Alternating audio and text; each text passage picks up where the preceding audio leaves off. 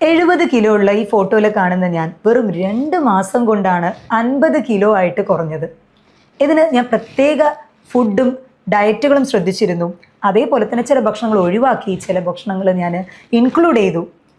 പലരും ഇന്ന് അമിതവണ്ണം കാരണം ബുദ്ധിമുട്ടുന്നവരാണ്. ഈ പൊന്നത്തടി അല്ലെങ്കിൽ അമിതവണ്ണം കാരണം നമുക്ക് ഇഷ്ടമുള്ള ഡ്രസ്സ് ധരിക്കാൻ പറ്റാത്ത അവസ്ഥ, അതല്ലെങ്കിൽ ഇത് വേറെ പല ജീവിതശൈലി രോഗങ്ങൾക്ക് കാരണമാകുന്നുണ്ട്. Thyroid, PCOD, diabetes, BP, fatty liver, ഇങ്ങനെ പല ജീവിതശൈലി രോഗങ്ങൾക്കും ഈ അമിതവണ്ണം അല്ലെങ്കിൽ പൊന്നത്തടി എന്നുള്ളത് ഒരു പ്രധാന കാരണമാണ്. അപ്പം നമ്മുടെ വെയിറ്റ് ഹെൽത്തി ആയിട്ട് കുറച്ച് കഴിഞ്ഞാൽ തന്നെ നമ്മുടെ മിക്കവാറും അസുഖങ്ങളും അതിൽ തന്നെ കൺട്രോളായി കിട്ടും. ഒട്ടുമിക്ക രോഗങ്ങളും ഫ്യൂച്ചറിൽ വരാതിരിക്കാനും നമ്മുടെ വെയിറ്റ് ലോസ് വളരെ നിർബന്ധമായിട്ടുള്ള കാര്യമാണ്. പ്രഗ്നൻസി ടൈം കഴിഞ്ഞ് ഡെലിവറി കഴിഞ്ഞിട്ടുള്ള പല സ്ത്രീകളും ഈ 70 കിലോ 80 കിലോയിലുള്ളവർ എങ്ങനെയാണ് വെയിറ്റ് കുറയ്ക്കാൻ പറ്റുക, അതിനുശേഷം പറ്റുന്നില്ല എന്ന് ബുദ്ധിമുട്ട് ഒരുപാട് പേര് പറഞ്ഞിട്ടുണ്ട്. അങ്ങനെയുള്ളവർക്ക് ഒരു ഇൻസ്പിറേഷൻ ആയിക്കോട്ടെ എന്ന് പറഞ്ഞിട്ടാണ് എൻ്റെ ഈ വീഡിയോ, എൻ്റെ എക്സ്പീരിയൻസ് ഞാൻ നിങ്ങളുമായിട്ട് ഷെയർ ചെയ്യുന്നത്. ഇത് നിങ്ങളുടെ doctor Jumana Haseen AG, doctor Jumana's homeo care, Vadakkanchery, Palakkad.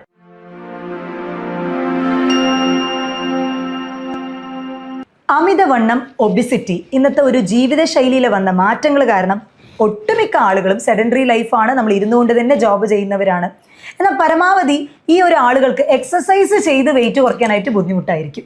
എന്നാൽ എൻ്റെ ഒരു കാര്യം പറയുകയാണെങ്കിൽ, ഞാൻ എക്സസൈസ് അത്ര അധികം ചെയ്തിട്ടില്ല, വളരെ മിതമായിട്ടുള്ള രീതിയിലാണ് ചെയ്തിട്ടുണ്ടായിരുന്നത്. ആഫ്റ്റർ ഡെലിവറി ആയതുകൊണ്ട് തന്നെ ഒരുപാട് ഭാരിച്ച എക്സസൈസുകളൊന്നും ചെയ്യാൻ പറ്റിയില്ല. എന്നാൽ ഭക്ഷണത്തിൽ ചില കാര്യങ്ങൾ ഞാൻ ഇൻക്ലൂഡ് ചെയ്തു, അതേപോലെ ഭക്ഷണത്തിൽ ചില കാര്യങ്ങൾ ഒഴിവാക്കി വെള്ളം ധാരാളം കുടിക്കാനായിട്ട് ശ്രദ്ധിച്ചു.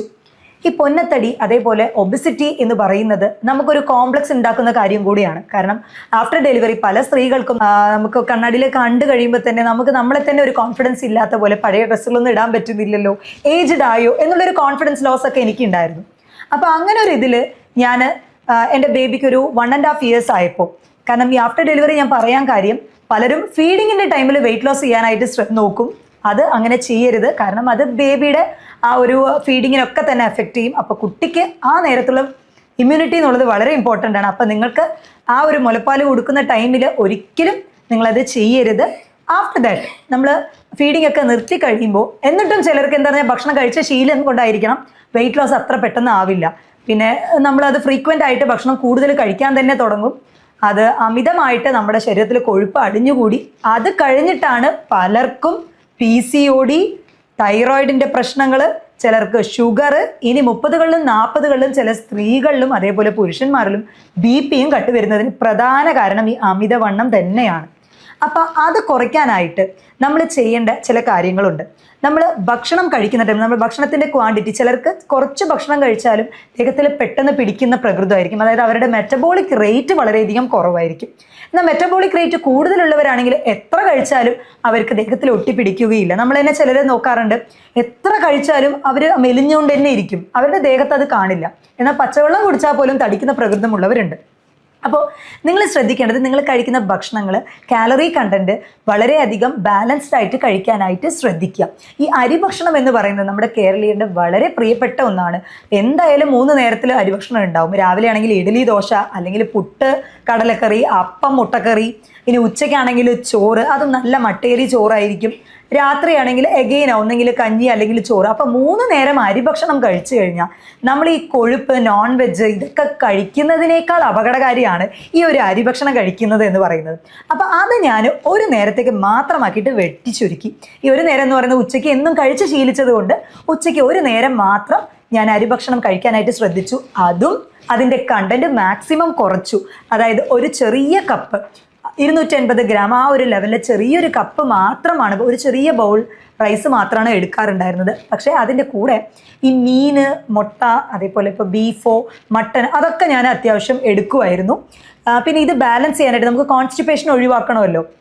എസ്പെഷ്യലി പ്രഗ്നൻസി ഡെലിവറി കഴിഞ്ഞ ടൈം ആയതുകൊണ്ട് കോൺസ്റ്റിപ്പേഷൻ ഒഴിവാക്കാൻ വേണ്ടിയിട്ട് ഫൈബർ എന്തായാലും അതിൽ ഇൻക്ലൂഡ് ചെയ്യുമായിരുന്നു. അപ്പോൾ നമ്മൾ നാരടങ്ങിയിട്ടുള്ള ഫ്രൂട്ട്സുകൾ, പഴങ്ങൾ, അല്ലെങ്കിൽ ചീര, പൈനാപ്പിൾ, ഇതൊക്കെ റെഗുലറായിട്ട് ഇൻക്ലൂഡ് ചെയ്യുമായിരുന്നു. ഭക്ഷണത്തിൽ omega-3 ഫാറ്റി ആസിഡ് അധികം അടങ്ങിയിട്ടുള്ള മീനുകൾ, ചെറുമത്സ്യങ്ങൾ അധികമായിട്ട് ഉൾപ്പെടുത്തിയിട്ടുണ്ടായിരുന്നു. ഭക്ഷണം കഴിക്കുന്നതിന് മുന്നേ ഞാൻ എൻ്റെ ഒരു പ്രകൃതം എന്ന് പറയുന്നത്, ആഫ്റ്റർ ഡെലിവറി ഒരുപാട് ഭക്ഷണം കഴിക്കുന്ന ഒരു കൂട്ടത്തിലായിരുന്നു. ഞാൻ അത്യാവശ്യം നല്ലോണം കാലറി ഇൻടേക്ക് ചെയ്തിരുന്ന ആളായിരുന്നു. അപ്പോൾ അത് പെട്ടെന്ന് കുറയ്ക്കുക എന്ന് പറയുന്നത് പോസിബിൾ അല്ല. കാരണം നമ്മുടെ കുടലും ശരി ആമാശയവും നമ്മൾ ഈ കഴിച്ച ആ ഒരു ഇതിനോട് അഡാപ്റ്റഡ് ആയിരിക്കും. അപ്പോൾ പെട്ടെന്ന് നമ്മൾ നമ്മുടെ കണ്ടന്റ് കുറയ്ക്കുമ്പോൾ വിശപ്പ് ഇങ്ങനെ ഇടയ്ക്കിടയ്ക്ക് വന്നുകൊണ്ടേയിരിക്കും. അപ്പോൾ ഞാൻ ഭക്ഷണം കഴിക്കാൻ പോകുന്നതിന് ഒരു അരമണിക്കൂർ മുന്നേ എൻ്റെ വയറ് ഒരു പകുതിയോളം ഞാൻ വെള്ളം കൊണ്ട് ഫില്ല് ചെയ്യും. നന്നായി വെള്ളം കുടിക്കും. എന്നിട്ടാണ് ഞാൻ ഭക്ഷണം കഴിക്കാൻ പോകുള്ളൂ. അപ്പോൾ ഓട്ടോമാറ്റിക്കലി കുറച്ച് കഴിക്കുമ്പോൾ തന്നെ വയറ് ഫില്ലിംഗ് ആയിട്ട് തോന്നിക്കും. പിന്നെ എഗെയിൻ വിശക്കുന്ന സമയത്ത് ഞാൻ സ്നാക്സ്, ഫ്രൈഡ് ഐറ്റംസ് അങ്ങനെയൊക്കെ കഴിച്ചിരുന്ന ശീലമുണ്ട്. അതൊക്കെ പരമാവധി ഒഴിവാക്കി ജ്യൂസ് ആയിട്ട് കഴിക്കുന്നത് ഒഴിവാക്കി. കാരണം ഈ ജ്യൂസ് പുറത്തുനിന്ന് വാങ്ങിക്കുന്നതിലൊക്കെ ഹൈ ഫ്രക്ടോസ് കോൺ സിറപ്പ് ഉണ്ട്. സോ ഇത് ഒരു ആർട്ടിഫിഷ്യൽ സ്വീറ്റനിങ് ഏജന്റാണ്. പെട്ടെന്ന് നമുക്ക് സ്വീറ്റ് കിട്ടാൻ വേണ്ടിയിട്ട് അവർ എളുപ്പത്തിന് വേണ്ടി വളരെ ചീപ്പായിട്ട് അവൈലബിൾ ആവുന്നതാണ് ഈ ഹൈ ഫ്രക്ടോസ് കോൺ സിറപ്പ് എന്ന് പറയുന്നത്. ഇത് ഫാറ്റി ലിവർ പോലുള്ള അപകടകാരിയായിട്ടുള്ള പ്രശ്നങ്ങൾ ഉണ്ടാക്കാൻ മെയിൻ കാരണക്കാരനാണ്. അതുകൊണ്ട് തന്നെ പരമാവധി പാക്കഡ് ടിൻഡ് ആയിട്ടുള്ള ജ്യൂസുകളൊക്കെ ഒഴിവാക്കി ജ്യൂസായിട്ട് അടിച്ചു കുടിക്കുന്നത് തന്നെ ഒഴിവാക്കിയിട്ട് പഴങ്ങൾ അതേപടി കഴിക്കാനായിട്ട് ശ്രദ്ധിച്ചു. പേരയ്ക്ക, അതേപോലെ ഓറഞ്ച്, നേന്ത്രപ്പഴം ഒക്കെ തന്നെ കഴിച്ചു. പക്ഷേ ആ ഫ്രൂട്ട്സ് അതേ രീതിക്കാണ് കഴിക്കാനായിട്ട് ശ്രദ്ധിച്ചത്. അത് ജ്യൂസ് ആക്കിയിട്ട് ഒഴിവാക്കി. ആപ്പിള് അതൊക്കെ ഒഴിവാക്കിയിട്ടോ. ഹൈ കാലറി ആയിട്ടുള്ള ഭക്ഷണങ്ങൾ ഞാൻ പരമാവധി ഒഴിവാക്കിയിട്ടുണ്ടായിരുന്നു. കുക്കുംബർ അത് ഓൾമോസ്റ്റ് 0 കാലറി ആയിട്ടാണ് കണക്കാക്കപ്പെടുന്നത് ഈ വെള്ളരിക്ക അല്ലെങ്കിൽ കക്കിരിക്ക എന്ന് പറയുന്നത്. അപ്പോൾ അത് അധികം ഇൻക്ലൂഡ് ചെയ്തു. കാരണം അത് നമ്മൾ ഹൈഡ്രേറ്റഡ് ആയിട്ട് വെച്ചിരിക്കും. മാത്രമല്ല അത് എപ്പോഴും ഫില്ലിംഗ് ആയിരിക്കും. അത് കുറച്ച് കഴിക്കുമ്പോൾ തന്നെ നമുക്ക് ഫില്ലിംഗ് ആവും, ജലാംശം കൂടുതലായതുകൊണ്ട്. അപ്പോൾ അതുകൊണ്ടുള്ള സാലഡുകൾ പ്രിപ്പയർ ചെയ്ത് കഴിക്കുമായിരുന്നു ഞാൻ. അതായത് വെള്ളരിക്കയും അതിൽ കുറച്ച് തൈര് ആഡ് ചെയ്തിട്ട്, പിന്നെ പ്രോട്ടീനിന് വേണ്ടിയിട്ട് നമ്മൾ ഈ വെളുത്ത കടല, അത് വളരെയധികം ചെന്നാക്കടല എന്ന് പറയുന്നത് വളരെയധികം പ്രോട്ടീൻ അധികം നിറഞ്ഞതാണ്. അപ്പോൾ അതും ഇൻക്ലൂഡ് ചെയ്തിട്ട് അങ്ങനെ ഒരു ബാലൻസ്ഡ് ആയിട്ട് ഇടയ്ക്ക് വിശക്കുന്ന ടൈമിൽ ഇങ്ങനെ ഒരു സാലഡ് കഴിക്കും. പിന്നെ ഡെലിവറി കഴിഞ്ഞ ടൈം ആയതുകൊണ്ട് തന്നെ എനിക്ക് ഒരുപാട് ഭാരിച്ച എക്സസൈസുകളൊന്നും ചെയ്യാൻ പറ്റിയില്ല. എന്നാൽ മിതമായിട്ട് ഞാൻ കിടന്നുകൊണ്ട് തന്നെ ചെറിയ ചെറിയ വർക്കൗട്ട്സ്, അതായത് അബ്ഡോമൻ, നമ്മൾ എന്ത് തന്നെ തടി ഫുള്ള് കുറഞ്ഞാലും ചിലപ്പോൾ വയറ് ചിലർക്ക് ചാടി തന്നെ ഇരിക്കും. അപ്പോൾ ആഫ്റ്റർ ഡെലിവറി വയറ് കുറയ്ക്കണമെന്ന് ആഗ്രഹിക്കുന്നവർ ചില എക്സസൈസുകൾ, ഇപ്പോൾ കിടന്നുകൊണ്ട് തന്നെ ഒരു കാല് മാത്രം സ്ട്രെയിറ്റ് ലെഗ് റൈസ് ചെയ്യുക, ഒരു 45 ഡിഗ്രി റൈസ് ചെയ്യുക, അങ്ങനെ ഒരു 5 കൗണ്ടിൽ വെച്ചാണ് സ്റ്റാർട്ട് ചെയ്യുക. കാരണം ഒരു എക്സസൈസും ചെയ്യാത്തവർ പെട്ടെന്ന് പോയി ഒരു ദിവസം ഓടുക, വാക്കിംഗ് ചെയ്യുക, അല്ലെങ്കിൽ ഭാരിച്ച എക്സസൈസുകളൊക്കെ ചെയ്ത് കഴിഞ്ഞാൽ അടുത്ത ദിവസം നമുക്ക് മസിൽ ക്രാംസ്, പിന്നെ ഒറ്റ ദിവസമേ കാണുള്ളൂ, പിന്നീട് നമുക്ക് ചെയ്യാൻ നല്ല ബുദ്ധിമുട്ടായിരിക്കും. അപ്പോൾ കുറച്ച് എപ്പോഴും ഭയങ്കര സ്ലോ ആയിട്ട് തന്നെ സ്റ്റാർട്ട് ചെയ്യുക. അപ്പോൾ ഒരു 5 കൗണ്ട് ആയിട്ടാണ് ഞാൻ സ്റ്റാർട്ട് ചെയ്തത്. ഒരു 2-3 പ്രാവശ്യം, രാവിലെ ഒരു പ്രാവശ്യം, വൈകിട്ട് ഒരു പ്രാവശ്യം, അങ്ങനെയാണ് ചെയ്യാൻ തുടങ്ങിയത്. പിന്നെ അത് ഒരു ദിവസം 4-5 തവണയൊക്കെ ചെയ്യാൻ തുടങ്ങി. അതായത് ഈ സ്ട്രെയിറ്റ് ലെഗ് റൈസ് ചെയ്തിട്ടുള്ള ആ ഒരു എക്സസൈസ് റെഗുലറായിട്ട് ചെയ്യാൻ തുടങ്ങി. അതേപോലെ തന്നെ കാല് കിടന്നുകൊണ്ട് മുട്ടിനോട് അടുപ്പിച്ച്, വയറ് മുട്ടിനോട് അടുപ്പിച്ചിട്ട് കാല് മടക്കിക്കൊണ്ട്, ഇതൊക്കെ ആപ്സിനുള്ള എക്സസൈസ് ആയിട്ട് ഞാൻ ട്രൈ ചെയ്തതായിരുന്നു. അത് നല്ല റിസൾട്ടും കിട്ടി. കാരണം അബ്ഡോമിനൽ ഫാറ്റ് കുറയ്ക്കാനായിട്ട് അത് വളരെയധികം സഹായിച്ചു.